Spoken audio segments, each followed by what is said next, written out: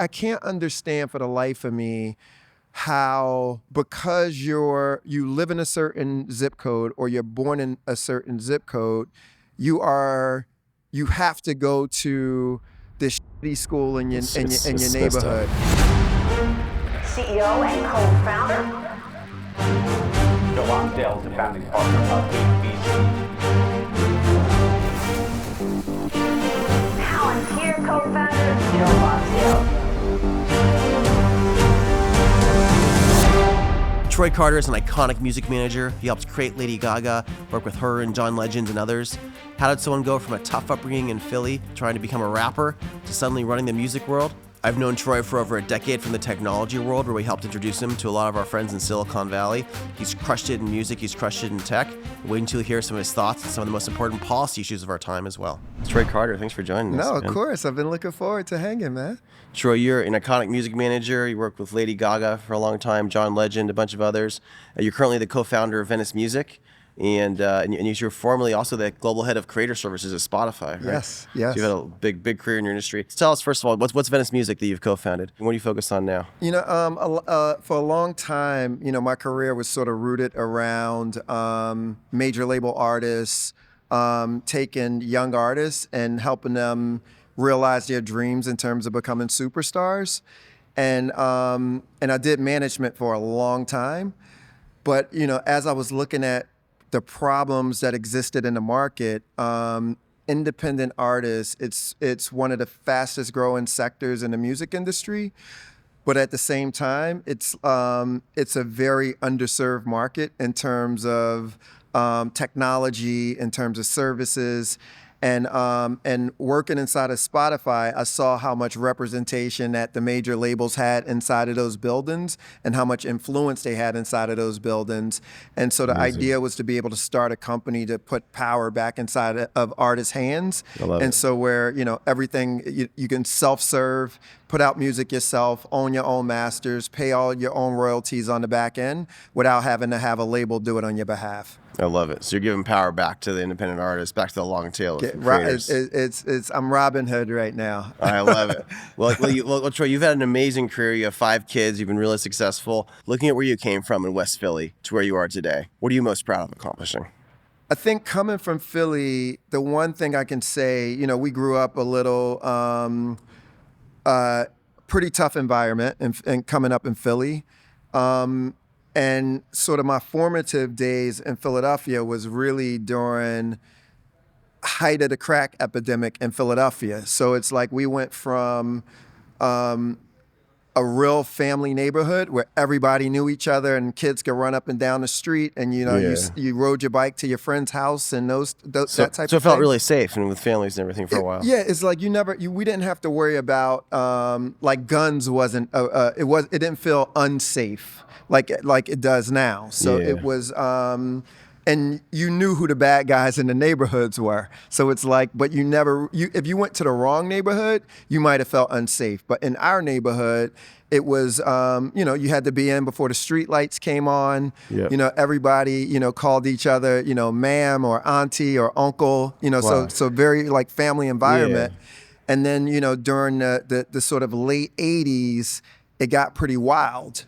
And so, that's when, crack came into the neighborhoods, a lot of drug violence in the neighborhoods. So it just got dangerous, basically. It got really dangerous. And my mom, I grew up single family household. And so my mom, she basically decided that she was going to put me in this program called Job Corps, which, because I dropped out of high school in 11th grade. And I stopped going to school for about 6 months, and my mom put me in this program in Chesapeake, Maryland. Wow. Like on a former Navy base. And so literally it's like you had to learn a skill set. And I learned word processing so I wouldn't have to do auto repair. Oh man, so this is like really formative for you to she sent you there. That was a big thing. Yeah, and my brother had just turned 18, and she made him go into the Marines. And then my youngest brother ended up going to boarding school. So my mom basically said she wanted to get her kids off the streets. And although I was mad at her at the time because I had to leave my friends, it pretty much saved my life and put me on the right path. Totally. And I think I remember hearing, so I guess it was Jazzy Jeff and the Fresh Prince were the two big guys at the time when you were in West Philly. Yes. Big rappers. And you waited outside, is it true? You waited outside their studio every day for months to try to show them what you were doing? Every day for months. We had this little rap group called Too Many. And we had this idea around like thoughts become things. If you think something, you could manifest it. That's like entrepreneurship. Yes, right? exactly. Yeah. This I love it. This is, I got lucky enough when I was very, very young that when having that sort of mentality and and it actually happened, it made me buy into it. And so, we waited outside of Jazzy Jeff's studio every day for like months. And finally, we met somebody who let us in, and we just auditioned for him on the spot. What happened when you auditioned for him? I think they thought we were crazy, number one, because it was dead of winter and it's snow outside, and we're waiting outside. Yeah. And literally we were dancing. It wasn't enough room in the studio, like to do our full routine. So we went outside to dance in the snow. To show the dance in the snow. That's so funny. I think they saw the potential in terms of, wow, these guys are really ambitious to take this chance. And although the rap career was short lived, the record label like dropped you or something really soon, right? Yeah, it was like we sucked though. In all fairness.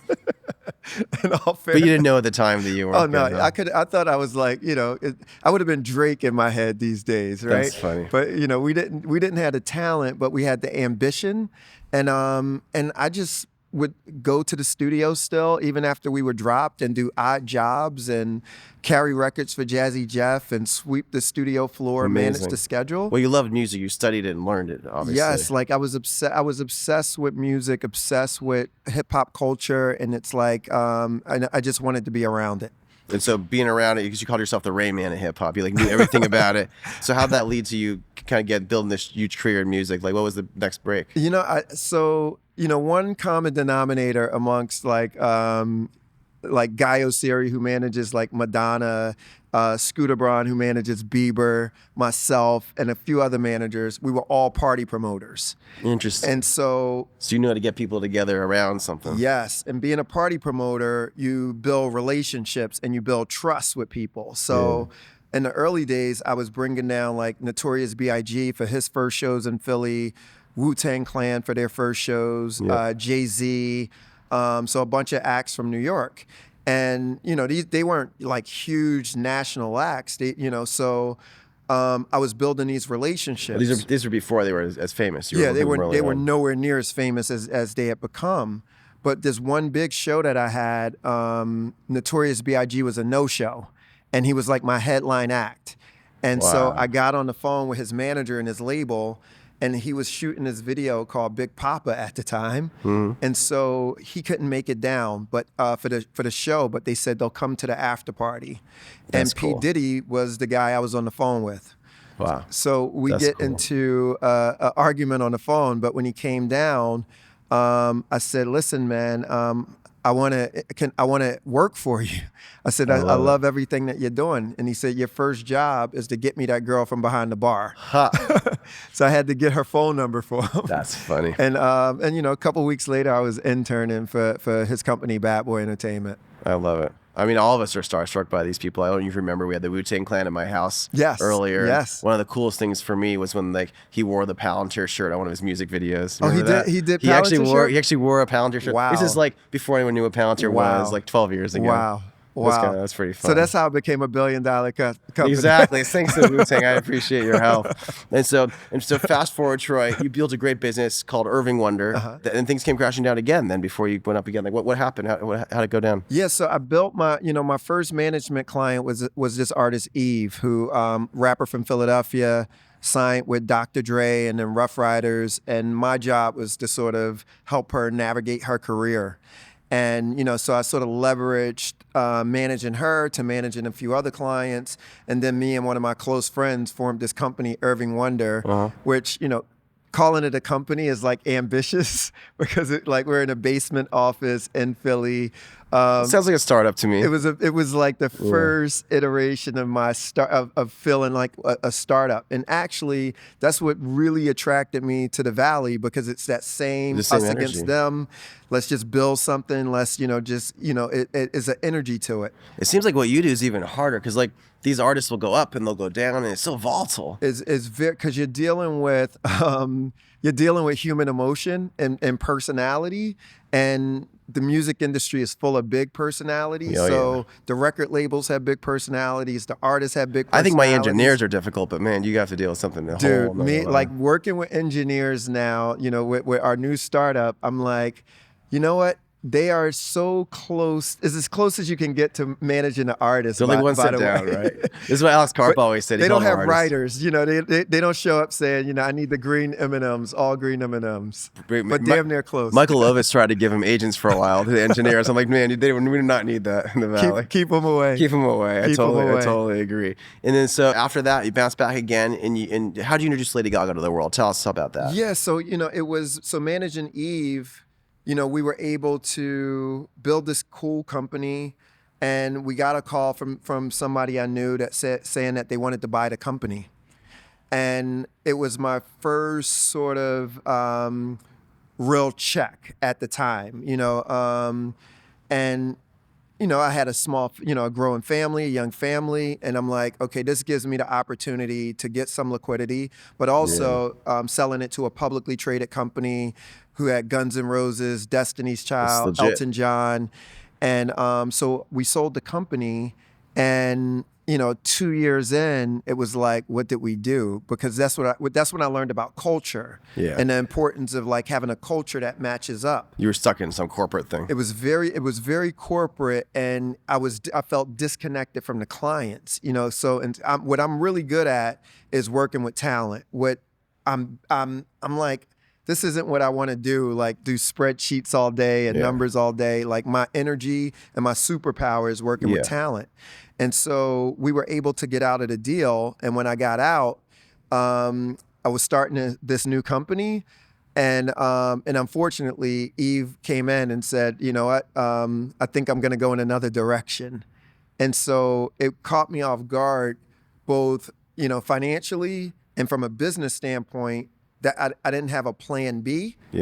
I'm thinking we're going to start fresh, build a new company. And so I was sort of left with no money after the transaction, because it wasn't, after I bought a house and paid taxes or whatever. They didn't take care of you that well. Yeah, it didn't turn out to be that great of a deal. At least you got a house though. I got a house out That's of it. useful. But the house almost went into foreclosure because it was 2007. The world's falling apart. Wow. Starting this new company, my cash went into starting this new company. And you have young kids at home. That's a little stressful. Young kids at home, private school, couldn't pay tuition, couldn't pay like a lot of important bills. And so it was one of those moments where I felt like the world was crashing down. Yeah. And it's probably the first moment in my adult life where I felt completely stuck. Like I felt completely stuck. And, over the next year, within that year, a friend of mine introduced me to this young artist from New York who he had flown into LA. And, she walked into my office with, these big glasses on and, fishnet stockings, and introduced herself as Lady Gaga. And we hustled for like a year trying to get a deal and records. It took like a year to get someone even, like a radio station in Canada, even play your song, right? They wouldn't even play it. It was very, very hard. This is amazing. Like when I see these things, kind of probably like how people see my companies, they probably assume it's just all of a sudden a hit. They don't realize you got to work really hard, and everyone assumes you're going to fail. But I had no idea, because Lady Gaga seems like such a talent. Why did it take a year to get them to play your song? And what I noticed in the music industry, it's like when you do something that's completely different is both generational, like you build generational artists when you can really do something that's never been done before. but it's also the hardest thing to actually Yeah. do. That's why you see a lot of talent that sound alike, look alike. They copy each other 'cause Yeah, it's everybody easier. copy each other, because it's much easier. When you're doing something like a Lady Gaga, it's like you got to change people's perception of what a pop artist is. And at that time, pop music was closer to like Britney Spears, Yeah. Christina Aguilera, Justin Timberlake, and she came with this sort of European sound in music. She broke the mold in so many ways. It definitely did, and you had to convince people, and you had to find who's that one person that would take the chance of playing this on the radio. And it was a small station in Canada that happened to play it, and that sort of, yes, we made it. Awesome. Tell us a little more what happened as she scaled. Like what were a couple of other big breakthroughs for her? I think it was the beauty with Gaga and with myself. So what a lot of people don't know is like when I met her, she had just gotten dropped from her record label. So she was on Def Jam Records. And so her dream was to become this artist. And then all of a sudden, the rug gets pulled from under you. And it's like you have this deal you dreamed of all of a sudden goes away. You guys had that in common. You both had just gotten smacked by reality. Got smacked. And it was like both of us had something to prove. Both of us had nothing to lose. Yeah. And it was this bond that brought us together. And she believed in me just as much as I believed in her. And the reality was, after getting fired from working with a artist I was close to for all of those years, and going through this thing, at home where like my self-confidence was like, I'm doubting myself at that point because I usually have figured out, and this is the first time I feel stuck. So she helped build my self-confidence by believing in me. And I built her self-confidence by believing in her. So it was like this sort of mutual partnership, and it's like us against the world. That's and amazing. I would knock down walls, and our mutual friend Matt would say, drive a Mack truck through a cul-de-sac, do whatever, for her because she believed in me that much, and I believed in her that much. He's doing pretty well now. He's in Austin too, Is he in Austin now? He's crushing it. He's at government stuff. Doing a Oh good job. man, I gotta reach out to him. Yeah, reach out. He's doing good work. So tell us. Well, again, I want one more story with Gaga. Like what? Listen, you worked so hard. You guys both coming from nothing, and all of a sudden you were winning. Like when did you know you'd really made it with her? When was it like, oh wow, this is big? So the first tour, which a lot of people don't notice, like the first tour was she was opening for New Kids on the Block. Huh. Yes. I didn't know that. Nobody knows because Yeah. like our thing was we're going to take whatever we can get. Of course, so it's a yeah. New Kids on the Block reunion tour. That's funny. And we ended up begging for this spot on New Kids on the Block. And it's in this arenas and it's sold out. And the first reaction I saw from the crowd, because they didn't know who she was, Yeah. I'm like, this might work. Like, I'm seeing people pay attention because usually with the opening act, people are getting beers and they're talking ignoring to it. each other. And then so when we decided to do our first club tour, which is probably 200 seats, I swear to you, Joe, I'm riding down Wilshire Boulevard, past the venue, going downtown. The show was that evening, and I'm riding past going downtown, and I saw these kids sleeping outside on the sidewalk. And they had the makeup that she had in her music video, like lightning bolts. Wow. They had the lightning bolts and they were dressed like her. And I'm like, this is special. Because if you could get kids to sleep outside at this early of a stage, That's a big. is a big deal. So I'm like, if I could get 200 people to do that, can I get 2,000 people to do that? If I could get 2,000 people to do it, can I get 20,000 people to do it? And you And did. so, and just kind of built on top of it. Amazing what you accomplished. I want to switch gears a little bit, Troy. My team showed me an intro to a 2016 Fortune article about you. And as you said, it was like Revenge of the Nerds, Carter told his wife, Rebecca, after leaving a 2010 barbecue at the Silicon Valley home of investor Joe Lonsdale. Joe Lonsdale's I thought that was house. funny. I didn't realize that was in Fortune. Did the nerds win you over? Like, how did your outlook on technology and investing change when you started to spend more time in the Valley? No, so what a lot of people don't know, like my first trip to the Valley was, I met you. I'd never been to the Valley before. And, it was coming from the music industry, there's a totally different culture. And so when, just as an example, if the CEO of a major label is going upstairs in the elevator to his office, nobody's allowed to get into the elevator. Wow. Literally. That's crazy. You're not allowed in the elevator. Because he's like a king or something. He's a king. And it's like, so there's this culture in the music industry. I can see how that's appealing. We don't do that at all. Well, you didn't let me in the an elevator in your house. I don't know. I have an elevator. Yeah. But you know what I found though was I'm like, these are some of the most successful people in the world in this place, because you know Matt Mickelson ended up taking me to like visit people. He took me to Facebook's office. Yeah. He took me to like startups at houses, like all of these Marissa different Meyer, places. like people want to meet you guys. Yeah, I like, remember. I met Marissa. Like I met so many people, and I'm like, this is something special is happening here. The energy of that I was saying with hip hop culture in the very beginning with these startups and how they're like built, and it's these little small teams taking on like these big gigantic incumbents who like are sort of bullies. It was that culture. And then honestly, like when I'm seeing like when I saw like the cars people were driving, I'm like, hold on, that guy's driving a Prius. It's like the brokest guy in LA is driving a Maybach or the most expensive car that they could find. And I'm like, we're doing it all wrong. Yeah, it's a different culture. It's for a sure. totally different culture. I'm like, we're doing it wrong. And so, you know, and as you know, I started flying up twice a week essentially. You're one of the small lists of people from LA who actually, I think, crushed it with stuff you did in the Valley in a lot of areas. I think you were an angel investor in Uber and Lyft and Dropbox and Spotify. How do you spot these? How do you have an investing philosophy that was able to do this? You know, I think the one thing that I think my personal superpower is being able to pick people. And, you know, because as an artist manager, it's like, I can't sign 1 million artists, you know? So it's like, if you pick, and cause you don't make money right away. So it's like, you got to be good at really being able to pick people. It's a long-term investment. Yes. And so I think having feel, and then also being able to invest a lot of time asking a lot of questions from people and sort of learning, you know, what people like you saw in people and sort of what you guys look for, and learning how to trust the people you trust.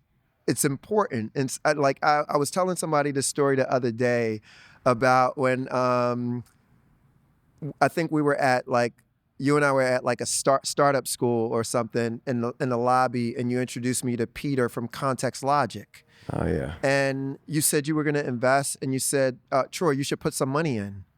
And, you know, I honestly had no idea what Peter was talking about. Like I had, you know, a little inkling, but you trusted him so much, and I trusted you so much. I'm like, I'm going to follow Joe. I think 3 years later is when I even found out Context Logic pivoted to Wish. That's funny. Because Peter never sent out investor updates. No, and there are things he was really good at, and like, that was an interesting one, man, because he went up 10,000x and then had trouble in China. But anyway, there was some genius there, because you can't go from 6 million valuation to 25 billion without knowing something, right? Yeah, and you know what? And it's like to get in that company, and I think it was seed round, or you know, yeah, that was early. It was a crazy ride, but that came from being able to, you know, trust, being able to look at things through your eyes, and being able to feel certain things in my gut. So it's like certain things where I took my own bet and I felt like I got it right. Yep. But it took me getting it wrong a couple of times, like really bad, to sort of start developing that system of, okay, I know what not to trust with certain deals too. Totally. And we're both still learning all the time. Still learning. I think some people are the best in the world at, and other things they break, and how do you mix them up? 2020 is interesting because now it's like hardcore cash flow time. It's like discipline you need. Yes. And didn't before. Yes. It was good. You said the music industry was notorious slow to adapt to the internet era. I think you said it's the only industry that suited its fans. You made fun of it. Only industry that suits its fans. What are lessons there, and what's next for the music industry? What should we be watching right now? You know, I think we're still in that same place where the major labels, and you know, you look at it today, and out of all of the technology that's been introduced to the music industry, is still one of the only businesses that doesn't have a direct relationship with its customer. So like if you're a record label, Spotify or Apple Music or YouTube, they have the direct relationship with the customer. So, you know, what we're doing is trying to like, how do we allow artists to build direct relationships with their fans? I love it. Yeah, because it's like in that way you don't have people in the middle of that relationship. There's no guy in the elevator going up as the king who's taking all their money. You own the elevators. You own the dog. elevators. Well, this seems to be a big theme in your work. Actually, it's because I've seen some philanthropy you're doing as well, and you know, in your work, you're helping the independent artists. You're kind of fighting for the little guy. In terms of things like the school choice movement, and at least for me, that's about like my daughters get to go to school wherever they want anyway. But you're trying to help the little guy get to go to school where they want. The poorer kids get to go to school where they want. Tell us a little bit about that. What are you doing there? Yeah, you know what? It's I think I'm drawn to the underdog. You know, every artist that I sign are usually like new artists starting out, and you know, and the work that we're doing in the independent music space, and you know, with education, like when I look at the what's happening in a lot of black neighborhoods in America right now, and you look at sort of like root cause analysis, and you start looking at all of the data around schools and high school graduation rates. When you look at the data around like third grade reading levels, you know, in high schools, it's not great data right now. When I say it is, I can't understand for the life of me how, because you live in a certain zip code or you're born in a certain zip code, you have to go to this shitty school in your neighborhood. It's messed up. And so for me, just, you know, some background, like I grew up where, you know, my dad was in jail for 13 years from like the time I was 7 until I was 20. It was, do we pay the light bill this month? Do we have the hot water on this month? Are we going to have food in the refrigerator? Do we have to go stay at my grandmother's house, you know, because we need heat? You know, so in 6th, 7th grade, we would take a shopping cart with a can to go to the gas station to get kerosene to heat our house. Oh man! So it's like, and you put a pot of boiling water on a pot of water on the kerosene heater, and that's how you heat your house. You know, so it's probably pretty distracting for trying to get education to work when you're doing that. Like, when do you have time to study when you got to worry about like all of these things as a child? So how do we help these parents and kids? Like, what's the answer? So it's, you know, one, you know, I think, you know, one of the things that we've seen, and I'm just going to be very honest, it's like, I don't know how in good conscience any politician can look at what's happening right now with schools and still support the teachers' unions. They seem like they're just misaligned. Because the teachers' unions donate so much money to these political campaigns that a lot of these politicians are scared to say anything. And if you look at the data between charter schools and public schools, the outcomes are clear. You look at the how many kids are getting into college, and we know for a fact that if you graduate high school and you go to college, you get a degree, you are going to have a better outcome statistically.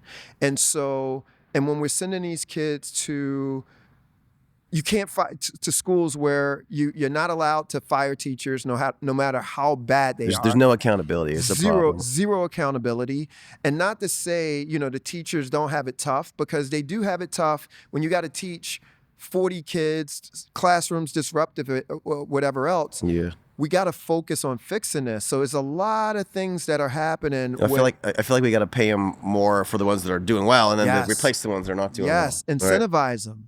Like, it's the superstar teachers. Incentivize those teachers. It should be merit based. Versus paying all the administrators who are bureaucrats not doing anything, and then the people actually doing the work. Getting the money. There's so many ways. you could fix this. And this is so courageous of you. You realize. I mean, sure you must know. There's all these people in your industry like penalize people sometimes. They disagree with them politically, and you're just speaking up for what you think is right. And like, you know, how are you able to do that? Because a lot of people aren't able to do this. Joe, like, you know, so I've been I've been civically engaged for love a it. long time, and I've supported a lot of campaigns for politicians who I believed in. I love it. Where I am now, and just kind of seeing where we are in our country right now, we got to get to a place where we put party aside and focus on common sense issues and common sense solutions. I love it. And so when I get called now about can I make a donation or host a fundraiser, I literally last week, I don't even know why half of these people reach out to me. I'm like, I don't even live in a state that it's like they think we're ATM machines sometimes. Yep, they do. But what I ask though is their director of their campaign will reach out, and I say, what's their position on school choice and charter schools? I love it. And then they'll give me an answer. I've seen these answers where they skate around it so much. Yeah, they don't want to actually. I said, if they want to meet with me about school choice and they tell me what their position is on school choice, because I want to understand how can they sleep at night knowing that I love it. most of these Democrats that vote for them, by the way, like, so when you look at the black population that vote Democrats know 100% certainty They're gonna get that the vote. they are going to get the vote. So they don't care what they they don't need. do anything. Yeah. So it's like, but a lot of families aren't. We're not focused on this issue, and this is and the difference is. You're talking to somebody. I voted Republican once in my life, and that was for Meg Whitman when she was running for governor of California, because I liked her. I think Meg is incredibly smart, and she could have done a really great job. She had some big plans. Yeah. Yeah, she could have done a really great job. But for the most part, I was raised that when you go into the voting booth, you only vote Democrat.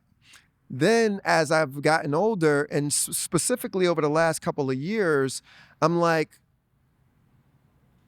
we gotta hold the party accountable. And we got to really talk about these issues openly. Well, that's the battle in California. It's between the moderate Democrats and the Democrats that are controlled by the unions, right? We got to help the moderates have courage to be able to push back, and it's tough. But moderates are getting called out, like, because like if you even say what I'm saying right now, honestly, it's like all of a sudden you're a sellout. You're thinking about only thing I'm focused on right now politically, honestly, is like how do we get to the core of some of these issues that where these are things that me raising my kids, and I look at like, I can't believe what I had to go through growing up, and I can't imagine my kids that young having to think about some of the things that I thought about. Like, that's not a childhood at the end of the day. No, we got to fix that. It has to be fixed. Yeah. And there is clearly people that could fix it.